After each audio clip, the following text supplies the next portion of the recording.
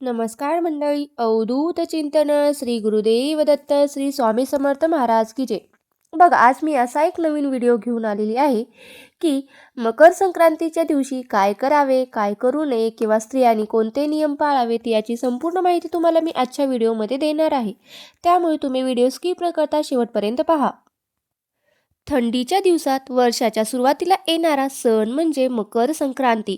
हिंदू धर्मात मकर संक्रांतीचा सण खूप महत्त्वाचा मानला जातो.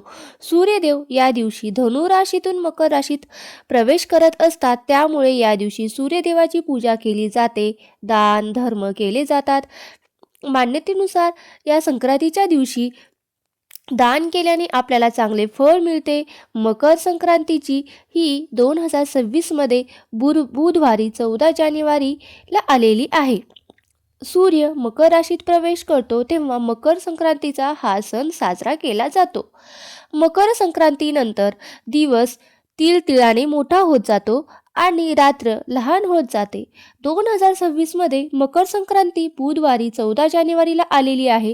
या दिवशी गंगास्नान आणि दान करण्याचा शुभ मुहूर्त दुपारी 3:13 ते संध्याकाळी 6:18 जो मुहूर्त आहे तर तो असणार आहे मकर संक्रांतीच्या दिवशीचा मुहूर्त. तसेच मकर संक्रांतीच्या दिवशी ब्रह्ममुहूर्तावर स्नान करणे अत्यंत शुभ मानले जाते. तसेच आंघोळीच्या पाण्यात या दिवशी तुम्ही जर गंगाजल किंवा तुळशीचे पाने आणि तीळ टाकून जरी स्नान केले तर आंघोळीनंतर नवीन कपडे परिधान करावे. तांब्याच्या भांड्यात पाणी घेऊन ते पाणी भरून सूर्योदयाला जल अर्पण करावे किंवा त्यालाच आपण अर्ध अर्पण केलं असंही म्हटलं जातं. त्यानंतर त्यामध्ये कुंकू, तांदूळ आणि तीळ मिसळून ते पाणी तुम्ही सूर्याला जल अर्पण करून सूर्यदेवाचा मंत्र जप करू शकतात. सूर्यदेवाचा मंत्र ओम सूर्याय नम, ओम भास्कराय नम या कुठल्याही मंत्राचा तुम्ही जप केलात तरी चालतं. तसेच जप करा. तसेच लाल फुले, उदबत्ती, दिवा व तिळाचे लाडू किंवा गुळाचा नैवेद्य तुम्ही सूर्यदेवाला अर्पण करू शकता. दरवर्षी मकर संक्रांतीचा कोणता तरी एक रंग वर्ज्य असतो. बघा, यावर्षी मकर संक्रांतीने पिवळ्या रंगाचे कपडे परिधान केलेले आहेत, त्यामुळे आपल्याला पिवळ्या रंगाची साडी असो किंवा कुठलेही कपडे असो ते आपण मकर संक्रांतीने जे घातलेले कपडे असतात ते आपल्याला घालायचे नसतात, तर या दिवशी परिधान करायचे नाहीत.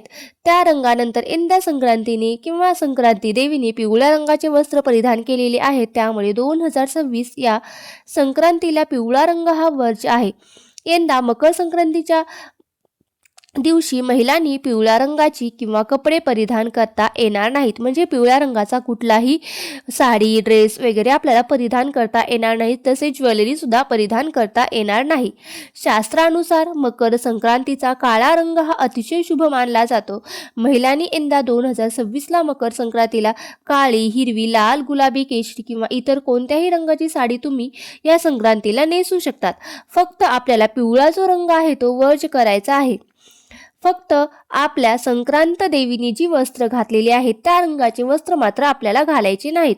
मकर संक्रांतीला हिरव्या रंगाच्या किंवा लाल रंगाच्या बांगड्या घालाव्यात. मकर संक्रांतीला हातात एक बांगडी अधिक घालावी. तसेच मकर संक्रांतीच्या दिवशी तुम्ही लाखेच्या बांगड्या आवश्यक घाला. या लाखेच्या बांगड्या या दिवशी विशेष महत्त्व आहे, त्यामुळे यंदा लाखेच्या बांगड्या नक्की घाला. तर मकर संक्रांतीच्या दिवशी कोणती कामे करावीत आणि कोणती कामे करू नयेत तेच आता आपण बघूयात. आता काय करायचे आहे आणि काय करायचे नाही, म्हणजे काय करावे आणि काय करू नये, म्हणजे काय करणे टाळावेत आणि काय करणे शुभ मानले जाते ते आता बघूयात. मकर संक्रांतीच्या दिवशी रात्रीचे शिळे अन्न खाऊ नयेत. यामुळे तुमच्यामुळे जी नकारात्मकता आहे ती तुमच्या शरीरामध्ये आणि त्या अन्नातील येऊ शकते. तसेच मकर संक्रांतीच्या दिवशी मांसाहार, दारू, कांदा, लसूण याचे सेवन देखील करू नयेत. या दिवशी होईल तेवढे केवळ सात्विक आहार घ्यावा. मकर संक्रांतीच्या दिवशी चुकूनही कोणत्या गरजू वृद्ध व्यक्तींना त्रास देऊ नये. या दिवशी घरामध्ये कलह, भांडण, तंटा किंवा वादविवाद अजिबात करू नये. घरात माता लक्ष्मीचा वास राहील. राहत नाही आणि आयुष्यभर घरामध्ये कटकटी राहतात. त्यामुळे संक्रांतीच्या दिवशी घरामध्ये भांडण तंटा वाद करू नये. तसेच मकर संक्रांतीच्या दिवशी कोणालाही रागाने बोलू नये किंवा शिवीगाळ करू नये. आपल्या तोंडून कोणतेही अपशब्द काढू नये. दुसऱ्याचे मन दुखवू नये. मकर संक्रांतीला म्हटलं जातं की तिळगुळ घ्या आणि गोड गोड बोला, म्हणजे या दिवशी सगळ्यांशी प्रेमाने बोलावेत. या दिवशी घराबाहेर आलेल्या गरजू व्यक्तींना मदत करावी. त्या व्यक्तीचा अपमान करू नये.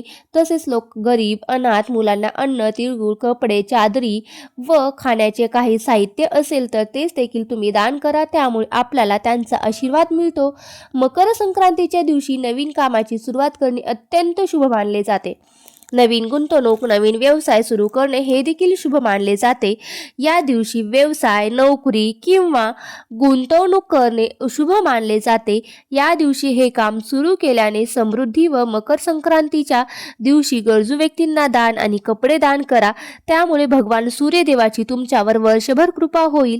मकर संक्रांतीच्या सकाळी लवकर उठून आंघोळ केल्यानंतर सूर्याला जल अर्पण करा. त्यामुळे वर्षभर आपलं आरोग्य जे आहे ते चांगलं आणि उत्तम राहील. या दिवशी काळे तीळ पांढरे तीळ गूळ सुहाग हे दान केल्याने आपली गरिबी दूर होते. मकर संक्रांतीच्या दिवशी गाईच्या तुपात पांढरे तीळ मिसळून देवी लक्ष्मीला श्रीसूक्ताचे हवन केल्यास देवी लक्ष्मी आपल्या घरात वास करते. तीळ हे दारिद्र्य नष्ट करणारे म्हटलं जातं. मकर संक्रांतीच्या दिवशी झाडे तोडणे अतिशय अशुभ मानले जाते. तसेच म्हणजे मकर संक्रांतीच्या दिवशी झाडे तोडणे हे अशुभ मानले जाते. तसेच या दिवशी तुळस तोडू नये असे करणे सुद्धा अशुभ मानले जाते.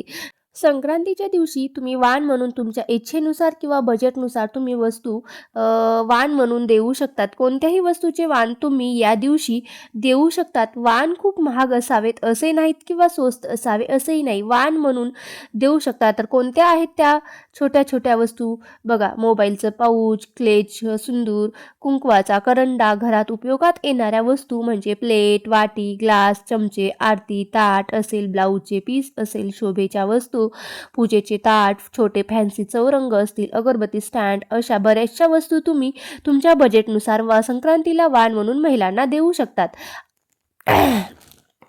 तुम्हाला आजची माहिती कशी वाटली मला नक्की कमेंट करून सांगा. आणि जर व्हिडिओ आवडला असेल तर नक्की लाईक करा, शेअर करा आणि चॅनलवरती जर माझ्या नवीन असाल तर सबस्क्राईब करायला विसरू नका. आणि व्हिडिओ शेवटपर्यंत पाहिल्याबद्दल अगदी तुमची मनापासून खूप खूप आभारी आहे. धन्यवाद. श्री स्वामी समर्थ. जय जय स्वामी समर्थ.